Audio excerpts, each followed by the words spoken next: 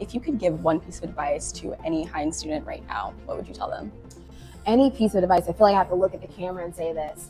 The experience is so important. The experience is so important. And so, grades are obviously a big piece of, what people worry about, but making community, making friends, making professional relationships, understanding the material is so much more important than the final grade. And so take a breath, soak it all in, try and stay present, and really, enjoy the experience, enjoy the ride is what I would say is advice for any student at Heinz right now. That's good advice. Actually, a professor once told me, don't let school get in the way of your learning. And I feel like that was a great line. Absolutely. Yeah. What inspired you to become a leader? Like, was it a book? Was it a person?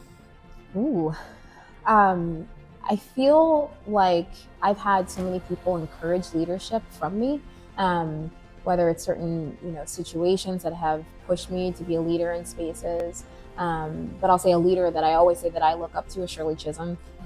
Where I grew up in New York was her congressional district. She was the first woman of color to be a congresswoman in the United States, and everywhere that I grew up was named after her. And so seeing her as a young child, her name everywhere, and learning more about her really inspired me that there are opportunities no matter where you come from, no matter what you look like, no matter where you live, who you pray to, that there are opportunities to lead in some of the most courageous spaces. And so I feel like I've been fortunate to have lots of people who've encouraged leadership out of me, from mentors to friends to family, but seeing leaders like Shirley Chisholm as a reminder that leadership is courageous, it's bold, and oftentimes you may be the only one out there, but it doesn't diminish the work has been really important to me. All right. Thank you so much, Lindsay. Thank you for your time. I appreciate it.